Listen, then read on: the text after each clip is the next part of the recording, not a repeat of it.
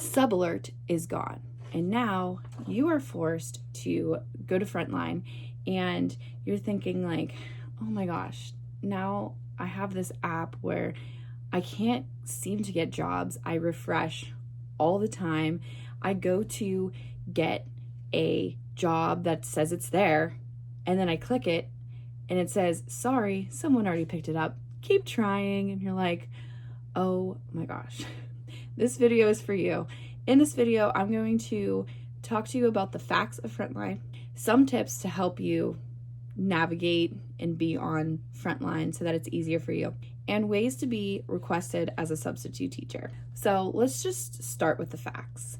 The number one fact that I found out when I was using Frontline is that schools all have it set up differently. So some schools already have it set up so that when a sub sees a job, it will say the teacher's name, the school, the school district, but the school in general, half day, whole day, and there's notes in there.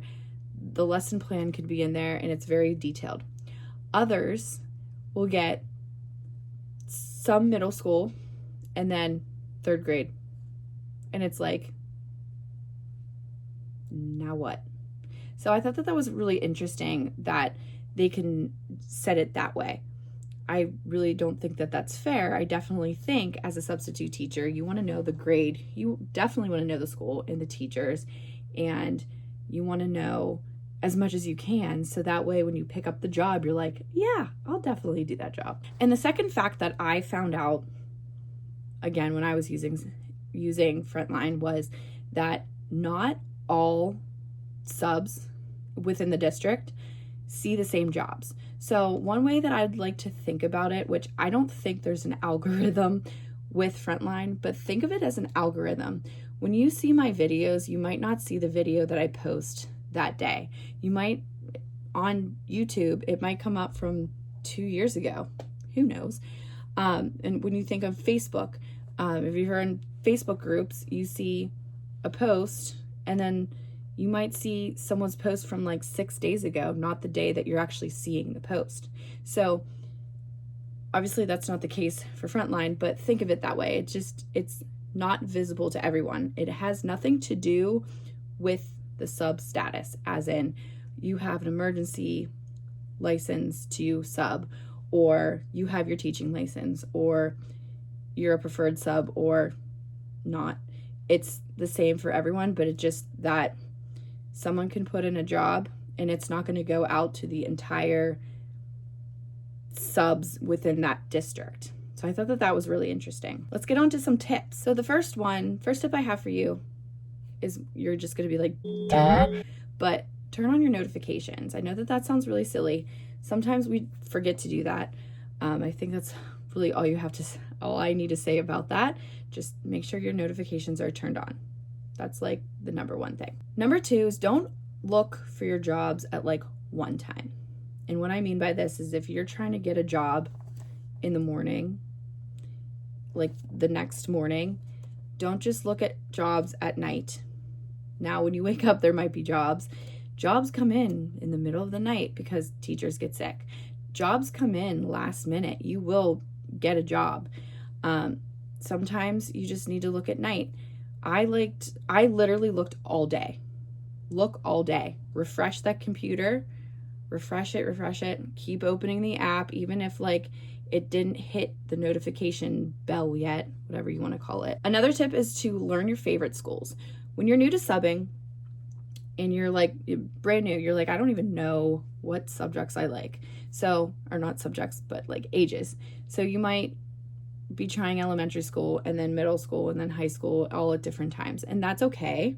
But once you feel out the schools and you're like, okay, I'm going to do elementary school, I like this school, and then in middle school, I only like this middle school. Go to your preferences and you are able to hit those schools, check those schools, and then the schools that you're like, I'm never coming back here, uncheck them. You will not see a job for that school. You're not going to get like punished for that. That's a preference for you. So if you're like, I hate that school. They're rude. I will never go back. The kids are terrible. Dodge it. Get it out of your way. You're done. Number 4 is don't assume every job on Frontline is the same. Now, I kind of said this earlier with the facts.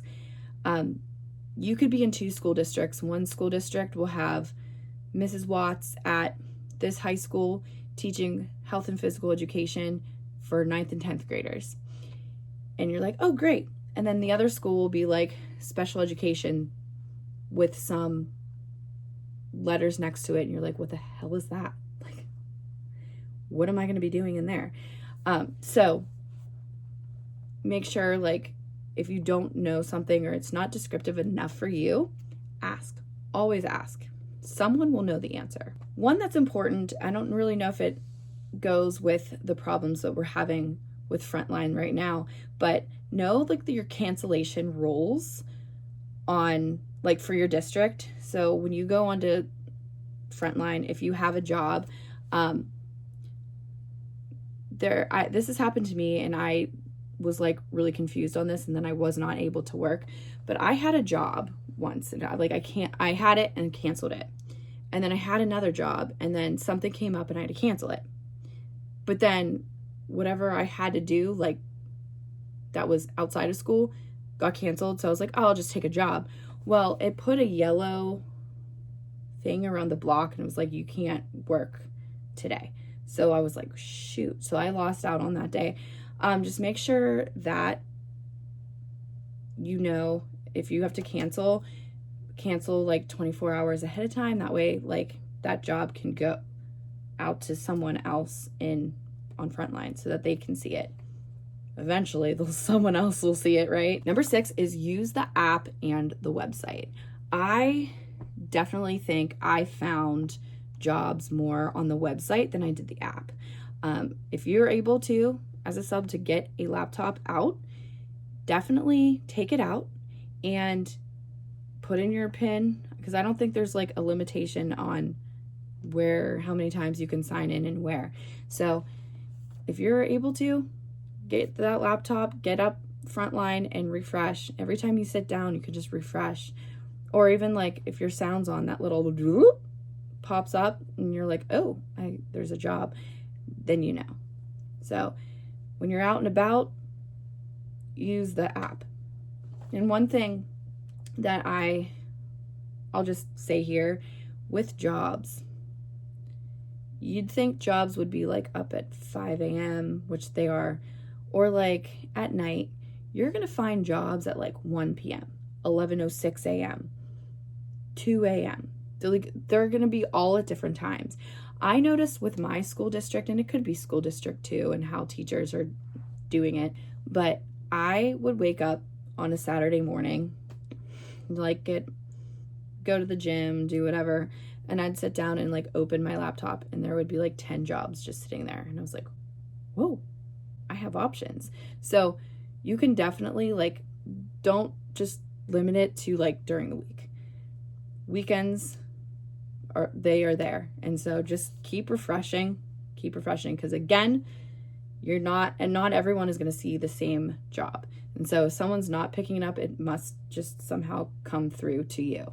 And last one is set up your availability and your preferences. So we kind of already talked about this, but what's really nice with Frontline is that you are able to put your preferences out there. So if you are like, just starting out, I'm nervous, I only want half days, you can put that you're available for half days. If you can't work a day, because maybe you have another job, you're like, I can't do Tuesdays. So don't do Tuesdays. There's a way that you can put on there no work days, non-work days, something like that. You can even turn off the calls. I hated the calls. I felt like I was getting called all the time, and that was it. Like, no friends, no one was calling me but Frontline, and I was really annoyed by it. So you can turn that off as well if you want to. You're not going to get in trouble for that. That's just a way for you to know that there's jobs. So if you like that, keep it on. If you don't.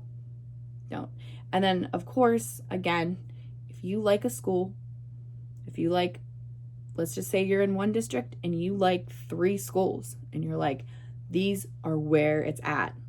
Check them. You will only see those jobs. And I feel like every single day there's someone out. So you will get a job. It's just that annoying part for us, for a substitute teacher. It's annoying getting in at 6 a.m. when you want to already have had the job. Or it's like 7:35 and school started at 7:30 and you're like, oh, what? So I get it. I've been there too. Some days I was really like, you know what, F it, I'm not taking a job today, and I would just stay home and clean.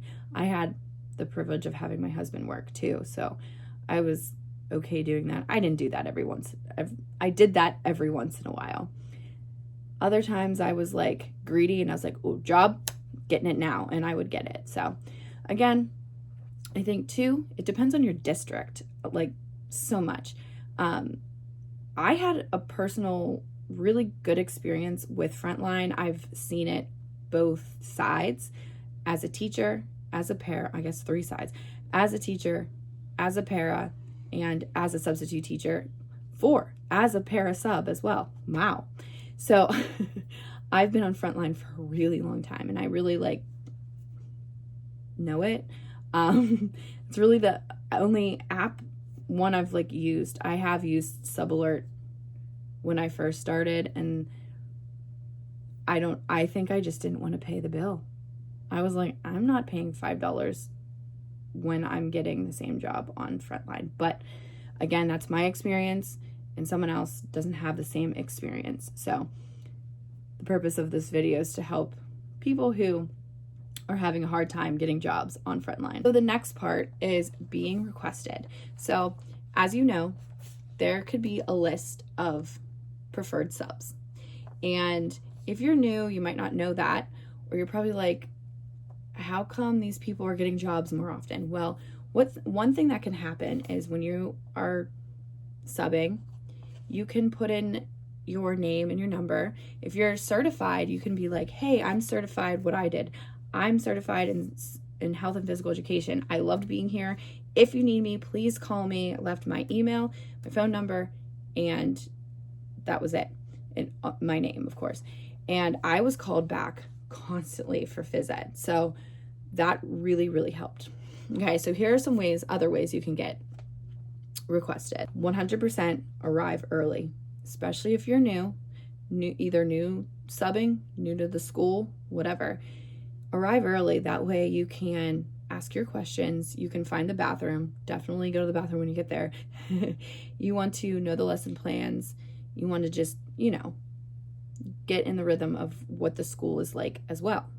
So that would really help. Number 2 is follow the lesson plan. Follow the lesson plan. And that's probably the number one mostest important thing about substitute teaching is you have to follow it. And it's easy. You just follow the directions. Now, some are easy, some are not, but if you just try your best and you do literally you just do the utmost best, try your bestest to just do the lesson plan and stick to it as best as you can, you will be flying high in this job.